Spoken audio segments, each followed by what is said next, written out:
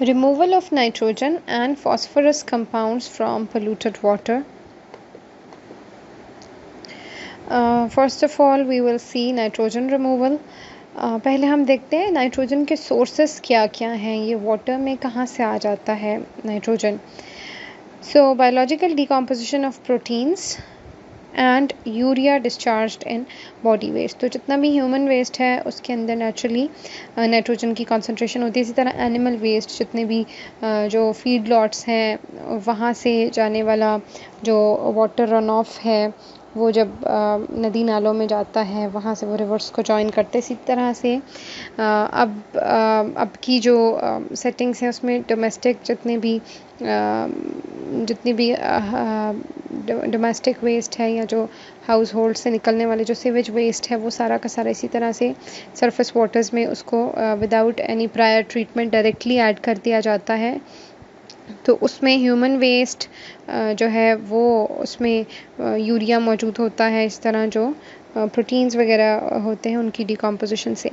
अब इसकी फॉर्म्स क्या क्या होती हैं नाइट्रोजन की.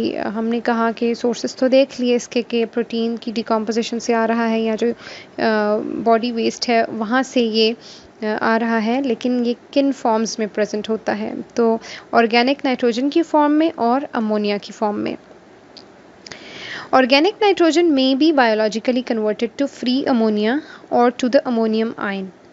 अब ऑर्गेनिक नाइट्रोजन जो है वो बायोलॉजिकली यानी माइक्रो ऑर्गेनिजम्स उनको कन्वर्ट कर देते हैं फ्री अमोनिया में या फिर अमोनियम आयन में. Ammonia will be oxidised to nitrate in the presence of oxygen. अच्छा, उसके बाद क्या होता है कि पहले ये अमोनिया में या अमोनियम आयन में कन्वर्ट हो गया, उसके बाद इसकी ऑक्सीडेशन हो जाती है in the presence of oxygen. ये कन्वर्ट हो जाता है इनटू नाइट्रेट NO3.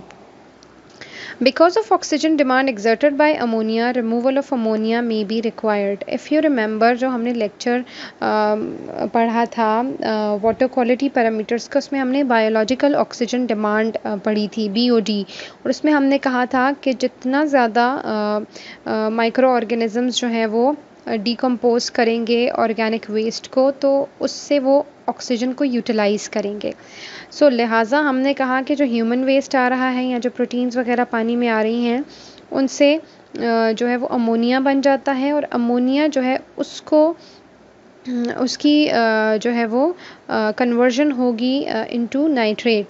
यहाँ पर दैट मीन्स के प्रेजेंस ऑफ ऑक्सीजन, तो ऑक्सीजन यूटिलाइज होगी इस पूरे प्रोसेस में. सो क्या है कि अगर हमारे पास नाइट्रोजन जो है वो ज़्यादा ऐड हो रहा है वाटर के अंदर, उसका वेस्ट ज़्यादा आ रहा है, तो यहाँ पर ऑक्सीजन की डिमांड जो है वो बढ़ती जाएगी बाय अमोनिया, ताकि वो जो है उसकी क्योंकि उसकी कन्वर्जन हो रही होगी ना इनटू नाइट्रेट्स, तो इसलिए अमोनिया का रिमूवल वाटर से बहुत ज़्यादा ज़रूरी है. अदरवाइज़ आपका जो डिज़ोल्व्ड ऑक्सीजन है पानी में से वो कम होता जाएगा.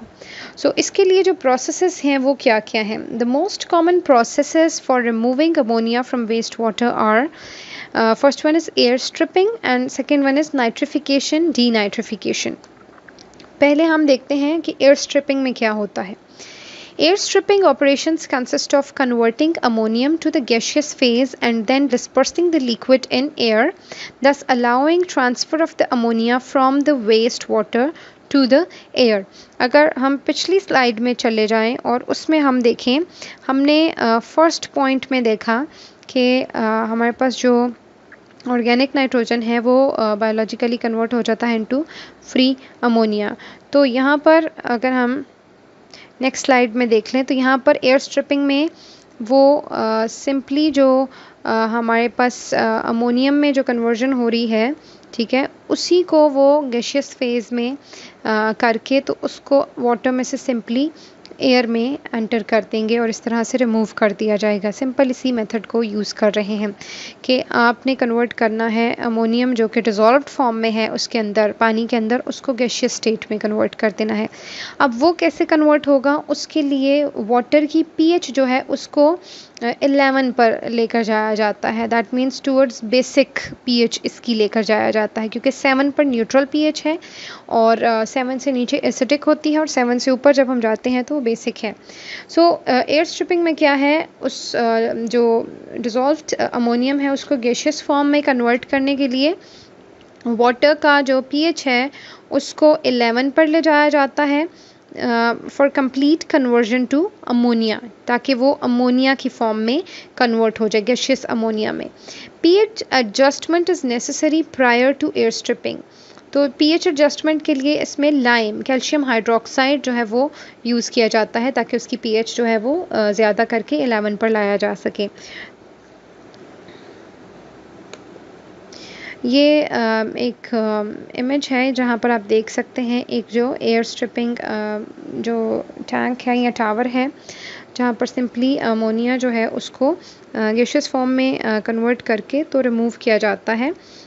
यहाँ पर अगर आप देखें तो वाटर इनलेट आपको नज़र आ रहा है ऑन द लेफ़्ट साइड, और जो है वहाँ से डिस्ट्रीब्यूशन सिस्टम के थ्रू वो उसको वाटर को डिस्पर्स किया जाता है, और एक राइट साइड पर एक एयर इनलेट है और वहाँ से एयर बॉटम से एंटर होकर वो टॉप से एयर आउटलेट से निकल रही है। सो क्या होगा कि ये जो वाटर की pH है वो 11 पर ऑलरेडी की होगी बाय एडिशन ऑफ लाइम।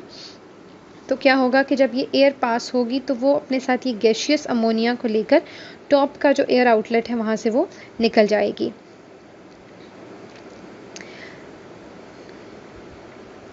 इसकी कुछ लिमिटेशंस हम देख लेते हैं कि this method is not efficient for cold climates. ठंडे इलाकों के लिए ये इतना एफिशिएंसी इसकी नहीं देखी गई इस मेथड की।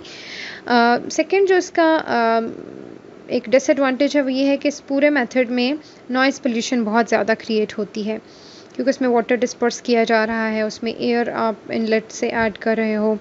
एयर पोल्यूशन का एक और जो एक बहुत बड़ी इसकी लिमिटेशन है, क्योंकि अमोनिया आप वाटर से तो रिमूव कर लेते हैं, लेकिन आप उसको गैसियस फेज़ में करके आप उसको डायरेक्टली एयर में आप उसको ऐड कर रहे हैं, तो दैट मीन्स कि आपकी एयर अब पोल्यूट हो जाएगी with ammonia. And the fourth one is scaling of the packing media, क्योंकि इसकी pH ज़्यादा की जाती है इस पानी की for complete conversion of ammonia to gaseous form. तो उसमें क्या होता है, हमने वाटर क्वालिटी पैरामीटर्स में पढ़ा है कि अगर pH वाटर की ज़्यादा होगी तो क्या होगा कि जिस भी कंटेनर में वो होता है उसके ऊपर जो एक जो स्केलिंग है, या एक जो उसके ऊपर एक लेयर सी जो है वो आना शुरू हो जाती है, इनक्रस्ट होना शुरू हो जाती है। तो this is another limitation of air stripping method. अच्छा जी, नेक्स्ट अगर हम देखें जो दूसरा इसका मेथड है नाइट्रोजन रिमूवल का, वो है नाइट्रिफिकेशन डीनाइट्रिफिकेशन का जो प्रोसेस है उसको यूज़ करना। नाइट्रिफिकेशन डीनाइट्रिफिकेशन नेचुरली हमारी इन्वायरमेंट में होता है मौजूद। अगर हम नाइट्रोजन साइकिल को स्टडी करें तो इसमें ये सारे स्टेप्स वही हैं जो नाइट्रोजन साइकिल में मौजूद होते हैं। तो इसमें एग्जैक्टली वही जो नेचुरल माइक्रो ऑर्गेनिजम्स हैं, जो बैक्टीरिया होते हैं, जो डीनाइट्रीफाइंग या नाइट्रीफाइंग बैक्टीरिया है, उन्हीं को यूज़ करते हुए हम इसमें उसको कन्वर्ट कर लेते हैं डिफरेंट। उसमें हम इसको स्टेप बाय स्टेप देखते हैं कि हम इसमें करेंगे क्या। नाइट्रिफिकेशन पहला स्टेप होगा इसमें, और दूसरा स्टेप होगा denitrification. So ammonia can be converted to gaseous nitrogen by biological process. Simply इसमें हमने जो माइक्रो ऑर्गेनिजम्स हैं उनको यूज़ करते हुए अमोनिया को कन्वर्ट कर देना है इनटू गैसियस नाइट्रोजन, और gaseous nitrogen is safe, it's not toxic. तो इसलिए अनलाइक एयर स्ट्रिपिंग में तो एयर पोल्यूशन हम कॉज कर रहे थे, लेकिन यहाँ पर वो एक सेफ़ प्रोडक्ट में हम उसको कन्वर्ट कर रहे हैं, जो कि फिर एयर में अगर जाती है तो वो एयर को पोल्यूट नहीं करती है। तो biological conversion of ammonia to nitrogen gas is not a direct process but consists of two separate steps. पहले में सिंपली नाइट्रिफिकेशन होगी कि जो अमोनियम है उसको जो है वो कन्वर्ट किया जाएगा नाइट्राइट में, अगेन फिर फर्दर उसकी कन्वर्जन होगी इनटू नाइट्रेट, और फिर डीनाइट्रिफिकेशन के थ्रू जो डीनाइट्रिफाइंग बैक्टीरिया है वो उस नाइट्रेट को कन्वर्ट कर देगा इनटू गैसियस नाइट्रोजन। अगर आप राइट साइड पर ये जो पूरी एक साइकिल है इसको अगर आप देख लें तो इसमें आपको बहुत क्लियर है कि पहले स्टेप में अमोनियम से जो है वो नाइट्राइट में कन्वर्जन हो रही है NO2 में, उसके बाद NO3 नाइट्रेट में, और अगर आप देखें तो इन एरोस के साथ ऑक्सीजन नज़र आ रहा है, दैट मीन्स कि ये एरोबिक कंडीशंस में होगा।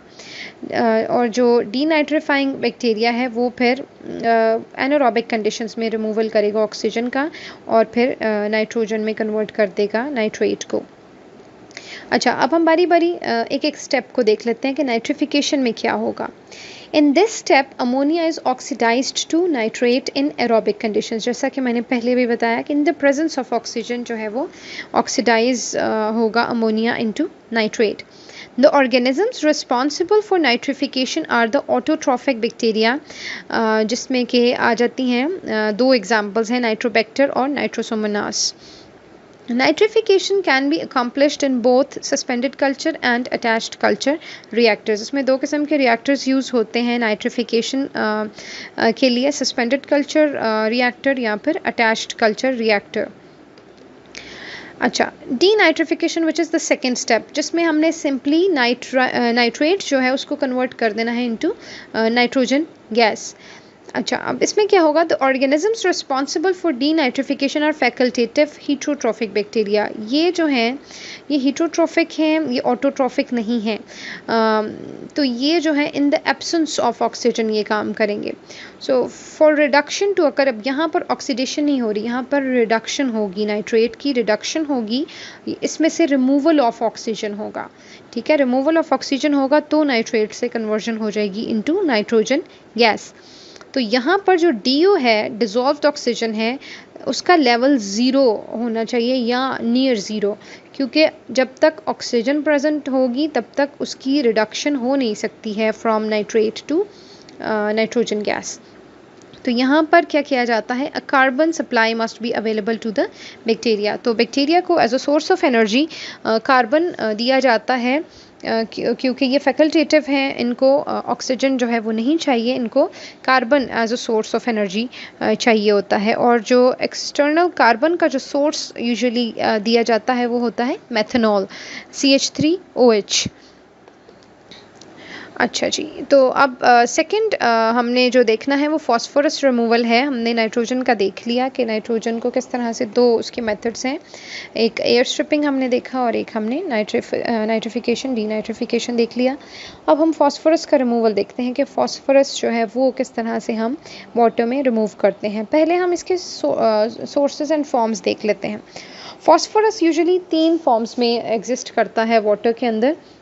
फर्स्ट वन है ऑर्गेनिकली बाउंड फॉस्फोरस। ये ऑर्गेनिक फॉर्म है, सिंपली जिस फॉर्म में हमारा फूड वेस्ट या ह्यूमन बॉडी से जो वेस्ट निकलता है वो, ये जो डिकम्पोजिशन से पहले जिस फॉर्म में वो मौजूद है, ऑर्गेनिकली बाउंड फॉस्फोरस ये वो होगा। इसी की जब डिकम्पोजिशन हो जाती है इसी ह्यूमन वेस्ट और फूड वेस्ट की, तो तब ये कन्वर्ट हो जाता है इनटू ऑर्थोफॉस्फेट्स। तो जो दूसरी फॉर्म है ऑर्थोफॉस्फेट्स की, वो तो यही जो पहली फॉर्म है उसी की कन्वर्जन से बन जाएगी, बायोलॉजिकल डिकम्पोजिशन से बन जाएगी। जो तीसरी एक फॉर्म है फॉस्फोरस की, वो है पॉलीफॉस्फेट्स।